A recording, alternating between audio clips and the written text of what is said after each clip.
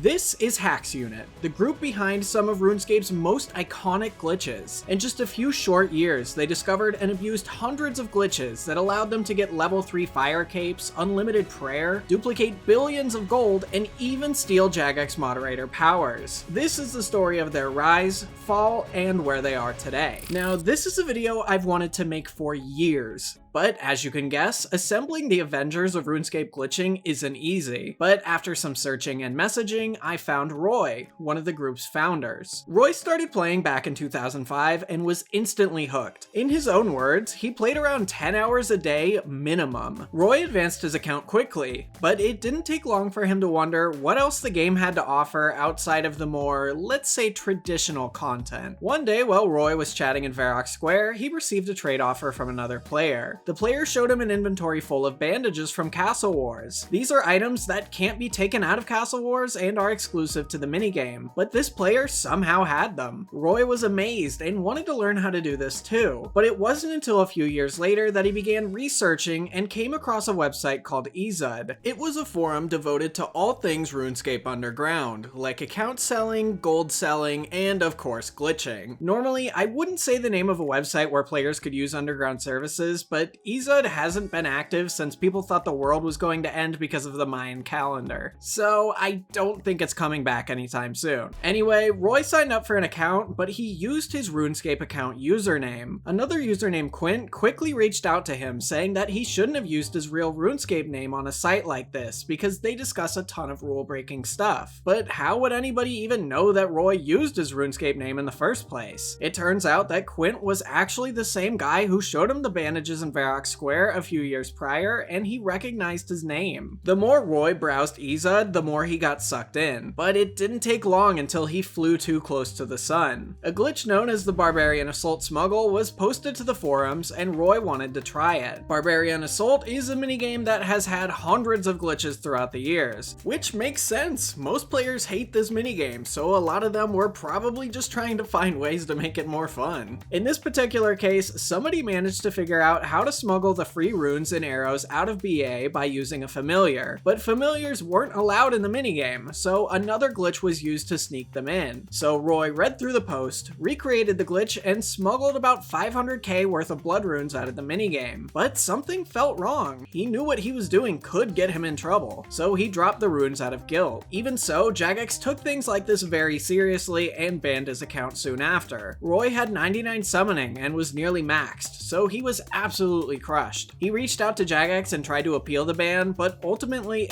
it was never lifted. So, much like a supervillain origin story, Roy created a new RuneScape account, this time for the purpose of finding bugs and getting revenge on Jagex. Roy actually managed to find a few glitches on his own, like being able to stay in the last pyramid plunder room forever, which allowed him to reach 99 thieving in just a few days, or the A Soul's Bane cutscene effect smuggle. By teleporting right before the cutscene started, it was possible to get the cutscene effect outside, which granted infinite prayer. Since cutscenes pause your prayer, if the game thinks you're still in one, you'll never run out. So Roy took full advantage of it. He created a couple of accounts, repeated the glitch, and set them up at the bandit camp in the desert where they could train their combat pretty much forever, or at least until they got caught. Roy decided that he wanted to share his findings with Quint, the bandage guy from before, and Quint shared with him RuneScape's most broken quest ever, the Slug Menace. This quest had a ton of opportunities for bug abuse, most of which were discovered by Fluid Karma, a well-known player who at the time was considered the king of bug abuse. As for the bugs in the quest, you could flat out walk away from a cutscene, which much like the previous cutscene glitch would give you infinite prayer. Most notably though was the discovery of a PAFT. PAFT stands for Personal Area Forced Teleport. To keep it simple, it allowed you to teleport into any currently open instance in the game. An instance is something like the Fight Caves, Nightmare Zone, or your player-owned house. Jagex was not happy and went to the extreme when banning those who abused the glitch. The accounts that used it were permanently banned, along with every account that had ever logged in on that IP address. So for example, Roy's friend who introduced him to RuneScape and didn't abuse bugs was banned because he played on Roy's computer before. Years of progress were wiped for doing legitimately nothing wrong. After this, Roy got really serious about bug abuse. He changed his IP, bought a high-level account, and began working with Quint again. Slowly, they shared their tactics with more bug abusers and brought on more people. For example, the previously mentioned Fluid Karma. Pretty soon after, along with 2 other players, Iceforge and Hay, they decided to launch a YouTube channel called Hax Unit where they would display the exploits they found. Now, I talked about the Slug Menace Paft previously, which most members of Hax Unit abused, but that wasn't the only Paft in the game. Pafts these days are pretty rare, but back then it seemed like a new one was being found all the time. In fact, Hax Unit discovered one of the most notorious Pafts in the game just 5 minutes after it was introduced. The Dungeoneering Paft was found right when Dungeoneering released. I won't explain exactly how it was done, but it was considered the easiest and most reliable way to Paft, and it wasn't patched for nearly 5 months. You might think that Jagex just didn't know the Paft existed, and that's why it took so long to patch. They actually knew about it the entire time and constantly tried to patch it. Hax Unit just found ways to make it work again. You see, this time Jagex decided to take a different approach with the members of Hax Unit and bug abusers in general. Rather than ban their accounts every time they abused a glitch, Jagex decided instead to let them bug abuse as much as they wanted and just patch it after. That way they could closely monitor their accounts, find every glitch they abused, and not have to track down their new accounts every few weeks. Eventually, Jagex even started offering them rewards in exchange for information, but more on that later. But hey, if you're enjoying the video, why not reward me by pressing the like button? That was a little corny, but I think it works.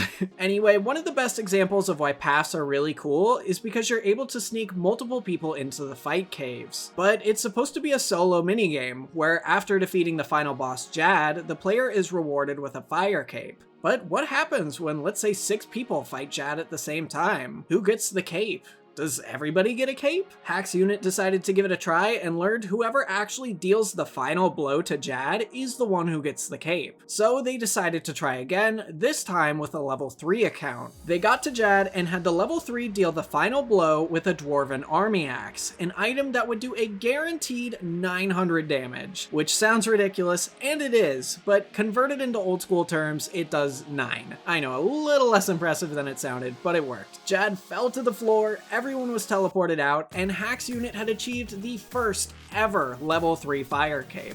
But if you think that's crazy, we're just getting started. This is the Rotten Potato. It's a Jagex moderator tool that allows people to open their bank from anywhere, spawn in items, change stats, and all sorts of other crazy stuff. These days, Jagex moderators use it all the time on stream and for in-game events. But for years, nobody who played RuneScape even knew this item existed, or if they did, they didn't know the power it held. Not only did Hax Unit expose its existence, they stole it. The team had discovered a way to path into the stealing creation minigame. Sort of. They were able to path into the area below the arena, but were unable to do anything. But why break into stealing creation in the first place? There's a mechanic in the minigame where you can pickpocket other players, but you can't bring in any of your own items. But what if somebody pathed it in with something like bunny ears or a fire cape, which are untradeable items? Would another player be able to pickpocket them and essentially trade those items? Well, it seems the team would never know, since they couldn't escape the bottom layer, until Hay came up with an idea. Why not start a stealing creation game and then ask a Jagex moderator to teleport to them? They could say they found a bug and they wanted to report it and test their theory on an unsuspecting JMod. The JMod would trust them because Hax Unit had legitimately started working with them and reporting bugs they found. They were actually able to lure a JMod to them a few times, but ran into a couple problems. Most notably, they attempted it first in the tutorial, but there was no pickpocket option. But eventually, the lure worked and Quint managed to steal multiple items from Mod Crisso, including the untradeable Rotten Potato. But Quint didn't realize what he had stolen until a few minutes later. Since at the time, nobody knew what the Rotten Potato was, it just looked like a piece of junk. But once he clicked on it, he knew he had discovered something great. He clicked around a few options, tried to open his bank, and spawned in a quest point cape. Oddly enough, he could wear it even though he didn't have every quest done. He dropped the potato to see what would happen, and it despawned. After this, most of Hax Unit's accounts were banned again and again, but the group didn't give up, and when they posted the clip of the glitch to YouTube, it lit the community on fire. Jagex started to realize that Hax Unit was a force to be reckoned with, and started issuing strikes to their YouTube channel, but that wasn't enough to make them stop. Over the next few years, Hax Unit had quite a few notable glitches, and before we get to the biggest one, I'll quickly run through a few of my favorites. First, they snuck the primal dungeoneering armor out of a dungeon. This armor is designed designed for somebody with level 99 defense and has over 500 defense bonus, but they were able to equip it at just level 1. So as you could guess, it was pretty broken. You want to know what the first thing they did with it was? They went PKing. I feel like so many people in underground communities are super careful with what they do, but not Hax Unit. They did a ton of crazy stunts like this. For example, they also discovered how to turn invisible and of course went PKing. There was a number of duel arena bugs too, like smuggling the supersets from stealing creation out and using them in the arena even though the no drinks option was checked on. A pretty nostalgic one though has to be when they paffed it into the Draenor Bank robbery cutscene. One of the NPCs in it who dies wears a blue party hat, and in the cutscene you could actually right click it and look at the options. I remember as a kid trying anything I could to figure out how to get it, but Hax Unit actually figured it out. Luckily, Jagex planned ahead this time and made it so the party hat wasn't equipable, and displays this message when you try. My absolute favorite though has to be NPC duplications. They somehow managed to figure out how to duplicate NPCs, so they went into the fight caves and had dozens of these little prayer draining bats on them. It's pretty hilarious to look at. They also managed to figure out how to do it at the corporeal beast and unleashed a ton of cores onto a group of players fighting it. This was all just business as usual for Hax Unit, but little did they know they were on the verge of their biggest exploit yet. Roy woke up one day in 2012 to a ton of MSN messages. Somebody had been selling massive amounts of GP on an underground gold auction site the last few days, seemingly non-stop. More specifically, over 200 billion every day. Where was he getting all this GP? Well, YB, another bug abuser from a different bug abuse group, looked at his trade history on the gold site and noticed something strange. This whole thing started with a purchase of max cash. For those that don't know, for technological reasons, you can only hold 2.1 billion GP at a time, or more specifically, this number on screen. Anyway, YB told Roy about this, and Roy came up with a theory. This player had discovered how to duplicate GP, but the glitch required max cash to work. So he got a loan from a friend and started testing. This is when he found what is today known as the Crucible money duplication glitch. Jagex had just released a new minigame called the Crucible. Before entering, you'd have to pay an entry fee based on what you brought in with you. But if you left the Crucible as you went in, your fee would be refunded in full. However, Roy discovered that when entering the Crucible, when the game asked you for your bank pin, if you pressed I don't know, the game would think you paid the fee and let you in. So when you left, you'd be given the fee back. But since you didn't pay anything when you entered, you'd basically profit about $500,000 every time. This one was patched fairly quickly, but a new one was discovered soon after. This is where the max cash comes in. RuneScape had just introduced the money pouch a few months prior. It was essentially an extra inventory slot just for money, and the money inside it was safe if you died. So let's say you're at the Crucible, entered it, actually paid the fee, left, and are now trying to reclaim it, but your money pouch is full. Then the coins would go to your inventory. But what if your inventory was full too? The coins would drop to the ground, which should be fine, but because the money pouch was extremely poorly coded, it dropped the coins to the ground and duplicated them. So although you did have to pay the about $500,000 fee when joining the Crucible instead of paying nothing like last time, you'd get $1 million upon leaving. So same profit as the first method. Both glitches were able to generate up to 200 mil GP per hour, but since the second variation was because of a glitch with the money pouch and not the Crucible itself, Hax Unit figured this method could be repeated in other parts of the game, and if it could, it would explain how the guy from the gold site was able to sell 200 bill a day.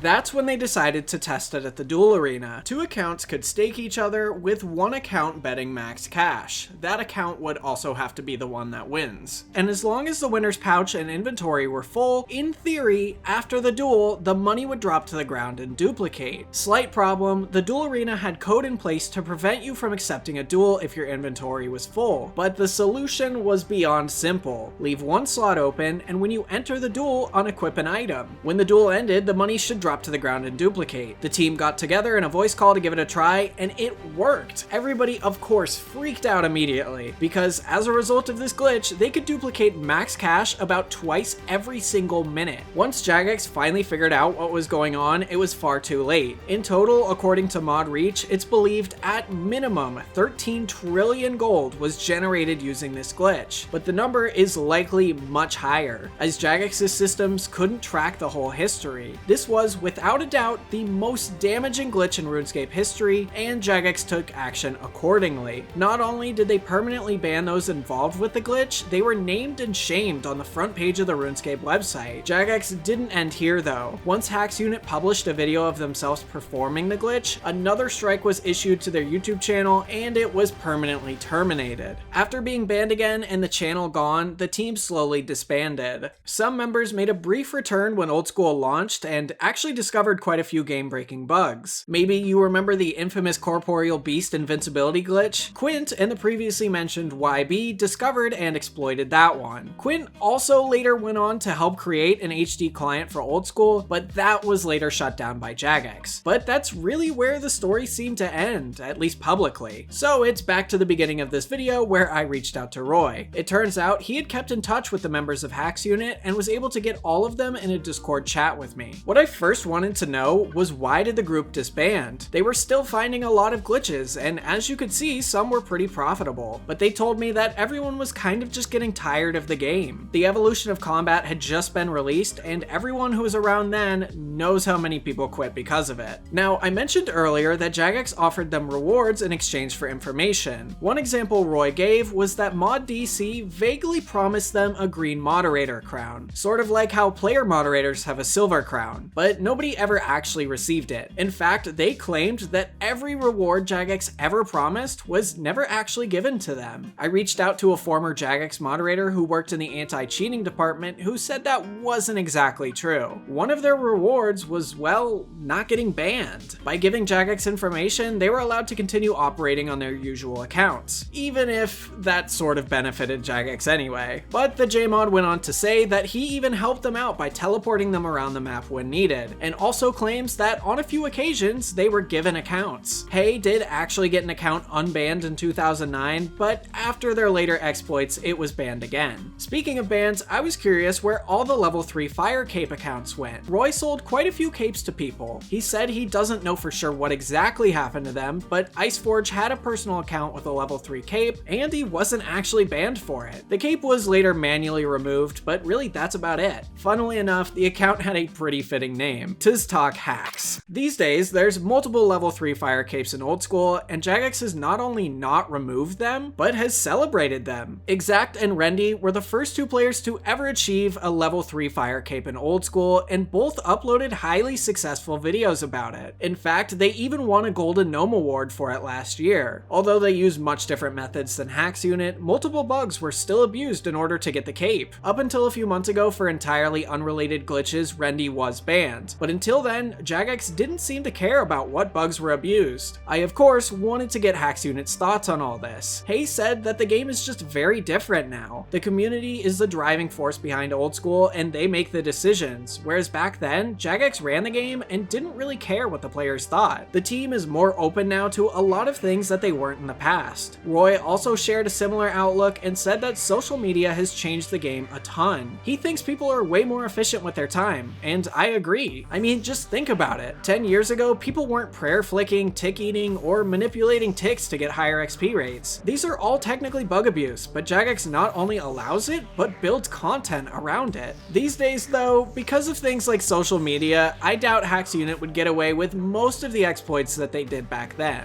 Speaking of the exploits they pulled, you might be wondering how much Hax Unit profited from them. In the glitching community, there seems to be two main ways to profit from glitches: either selling information on how to do the glitch, or the glitch itself pumps out gold and you real world trade it. Hax Unit focused primarily on just generating GP through glitches, but profit wasn't their main goal. Roy said that in retrospect, at least for him, the profit wasn't as much as you'd think compared to the potential they had. They were all pretty young, and Roy said that he had yet to understand the value of money in the real world. In fact, things like VPNs or using mule accounts, which could have helped them a ton, also weren't ever really discussed. Remember that 13 trillion GP number from earlier? It equates to millions of US dollars. It's likely the most profitable and game-damaging glitch of all time out of really any MMO in the world, so Hax Unit, if they abused it enough, could have made a killing off of it. They did without a doubt make money though, and it wasn't always just trading gold. Some members used glitches like the Infinite Prayer exploits, leveled accounts with them, and later sold them. Hay also ran a service where he allowed one account to transfer any item or amount of gold to another account, but this only worked because the trade limit still existed and you couldn't trade things normally. You'd think with all this know-how, Jagex would actually want to hire these guys, right? They know how to break the game. I found out Roy actually ended up applying for a quality assurance job a few years prior, and they denied him. Although he was missing some technical requirements, I feel like Jagex could have made it work, especially because Hax Unit discovered the max cash dupe not long after. Lastly, I wanted to ask if Hax Unit would ever make a return. RuneScape still has a lot of spaghetti spilled in its code, and I'm sure they could still do well today. But ultimately, the team has decided not to. They enjoy reminiscing on old bugs, but the days of spending all their time on RuneScape looking for them are over. One thing's for sure though, they left their mark on RuneScape's history and will never be forgotten. Speaking of RuneScape history, I actually managed to rediscover old school RuneScape's lost boss, the most powerful monster in the game. Check that video out on the right hand side of the screen right now. Or if you're not feeling RuneScape content, check out a video from my second channel on the left.